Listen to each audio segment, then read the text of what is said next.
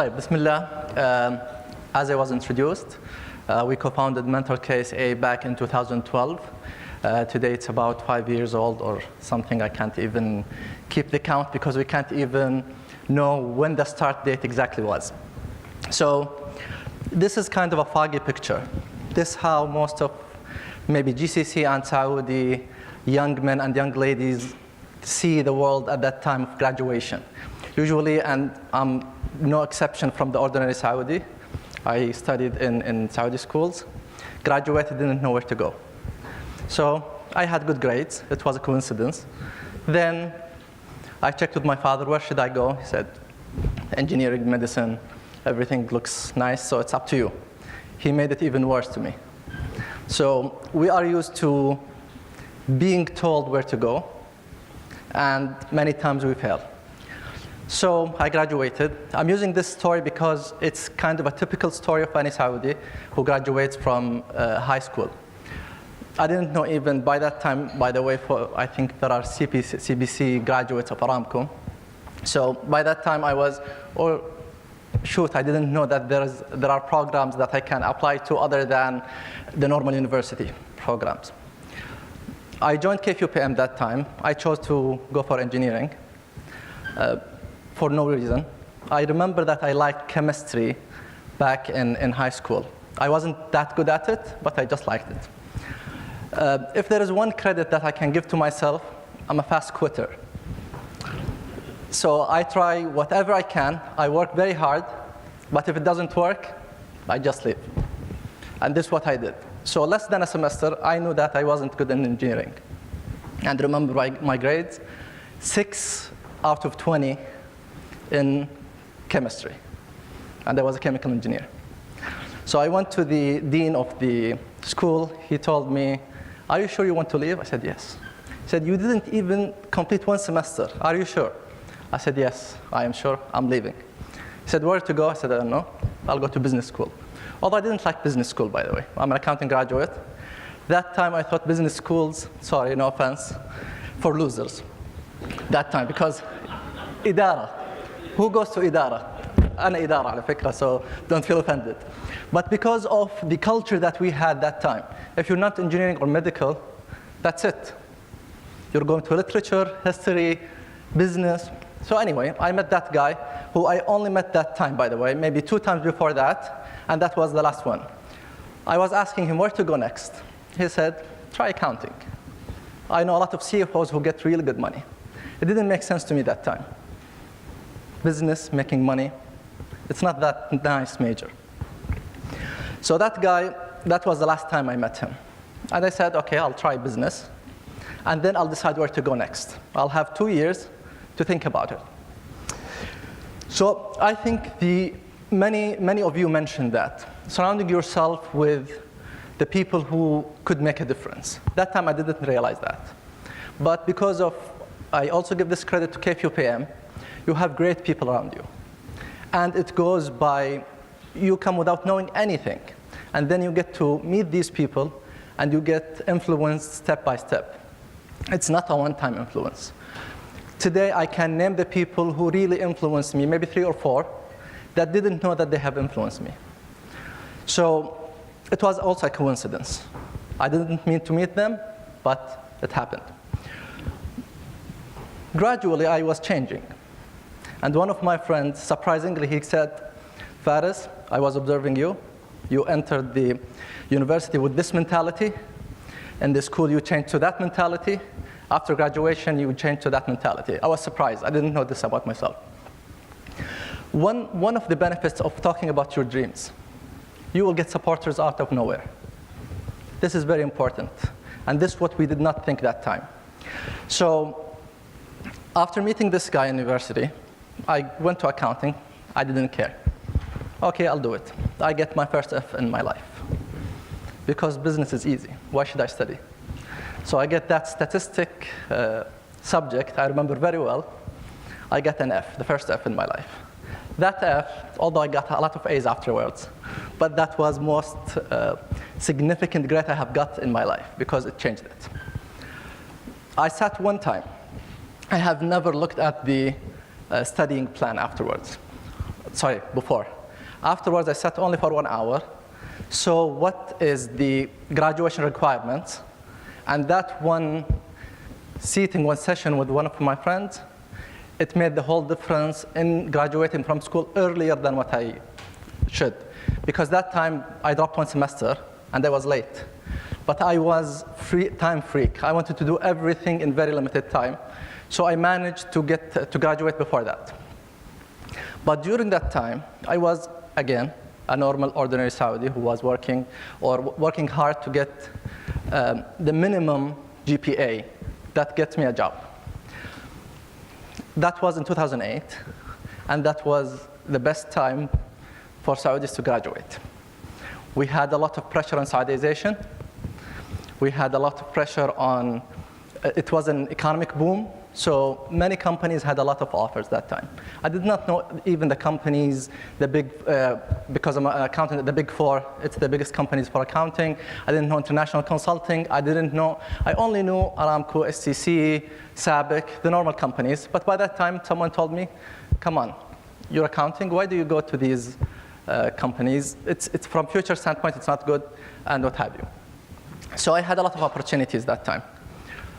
And I managed to get accepted in Ernst & Young, not because of specialty of mine, but because of the pressure of the government to get more Saudis. And today we were chatting with, I don't know if Amr is here, Amr Madani and the group. So we're chatting about the bad assignments that you get at work. I still remember my first assignment was to go to a warehouse, a bookstore warehouse in Dira, Riyadh, to count the boxes and how much they have in their inventory. Because I was working in audit, so that was one of the requirements. Usually it's done by an intern. I was an intern that time. And I remember going to that warehouse, opening the boxes, counting pens, counting al-mahayat, counting the books. And I asked the warehouse to bring a forklift where I had to go up the shelf. It was like 3-story shelves. And I opened the boxes and counted them with dust and everything.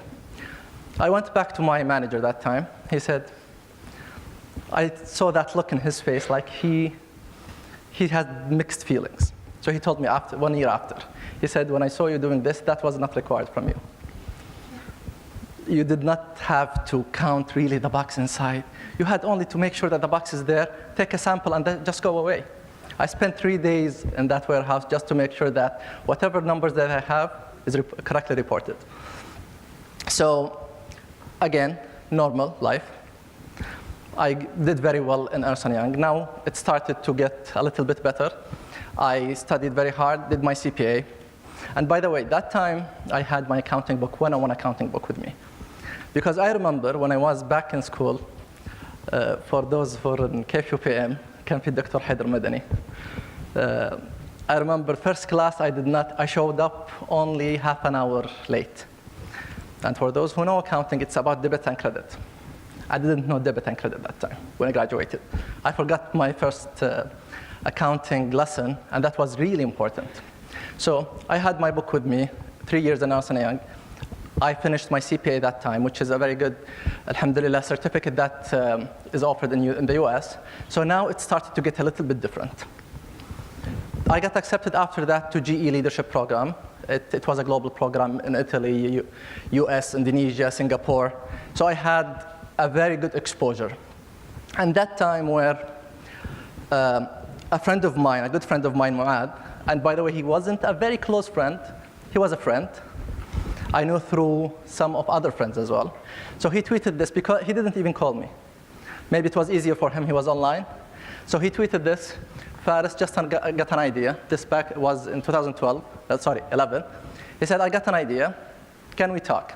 That time I was in the US. He used to work in Aramco. So time difference is always a problem. I think I was coming back to Saudi or something. So I said, let's talk when I come back. And he said, how about us starting an organization that helps youth? The idea was not clear. We didn't know what to do. We just wanted to help people. The journey that I had until this moment was, I wanted to change the world. I wanted to do everything. I wasn't happy with our our world. Let's change it. Let's change it for these youth. So also in this journey, I was thinking, like, I was a normal Saudi who had a normal life, did not know whatever, like from work standpoint, business, nothing. It's just having the life as it goes.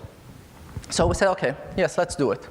By that time, we were thinking about 10 different services. We wanted to do everything. And it was funny that we were trying to help whoever doesn't know what to do exactly. So we received calls. Okay, I don't know what to do. I have free time. So we would go through with them on to figuring out what their potential is and try to push them for that. And that was the main idea of Murshidun when it started. Always, every day, keep the dream alive. And I think most of you understand this very well.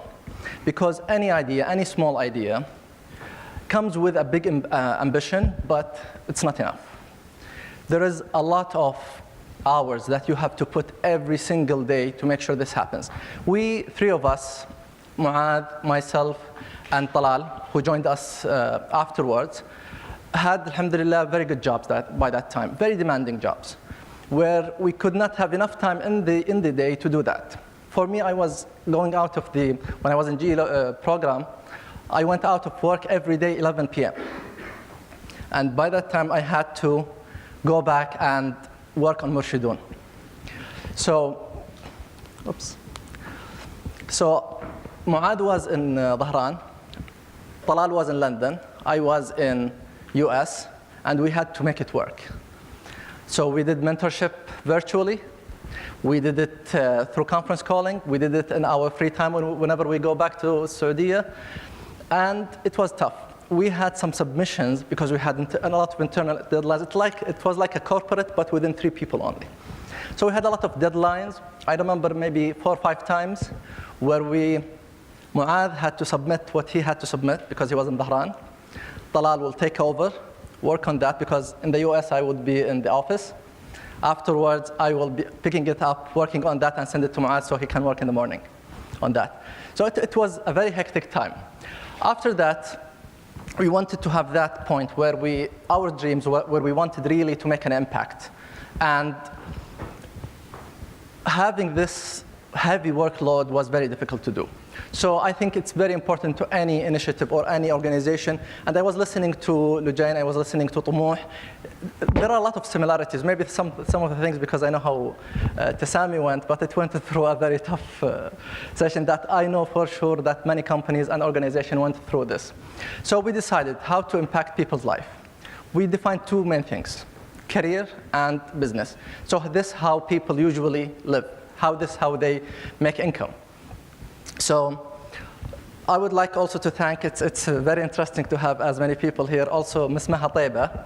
Maha Taiba, if you go back to December newsletter for Tomouh, she mentioned that she supported with her team through HRDF and MOL startups for funding, just to go through the big purpose that most of us share, is to make sure that people really get good mentorship. People really change their lives where they are, normal people, to do something very good for their community and for their lives. So today, Murshidun, alhamdulillah, we have more than 3,500 people mentored by us. If we can get only 1 person out of those with life-changing experience, I think this is worth it. We provide this service today, Entrepreneurship Career Development Youth Programs. These are just some of the pictures that random pictures that we took for mentorship sessions. And also, I'm not sure if Khalid Al-Khadir is here as well. So this was part of Glow Work event where we had to provide on-spot mentorship. It's funny when you see, it's funny and painful when you see people getting rejected just for not writing their CV well, because of not doing their interview well, because they don't know what to do. So 1 session sometimes is enough for them to change. This was also in Startup Weekend. We worked with Badr on that. I love this picture. This is one of our mentors, Majid Adham, and that was a genuine hug. But this was the second one. So I saw them hugging. And they finished before I took the picture. I said, guys, come back. Do exactly what you did. Because this is what really it looks like. These people, for example, won the first place. They were mentored by us because we were mentoring the whole event. As we speak, by the way, today we have an event, MIT forum in Jeddah with Kaus and Bab Rizq Jamil, where we provided more than 40 hours of free mentoring. So we feel every day, this is kind of the fuel that we're having. And I'm sure that many of you had some experiences where they changed the life of people just because of one or two pieces of advice that will change their life. So with that, maybe in the future I will reach out to some of you to have the mentoring experience. And I really urge each one of you again to make sure that whoever you find in your family, even some people who you meet in the street, some advice or a good word that makes them search for their potential, for their passion, it will change their lives. Thank you very much.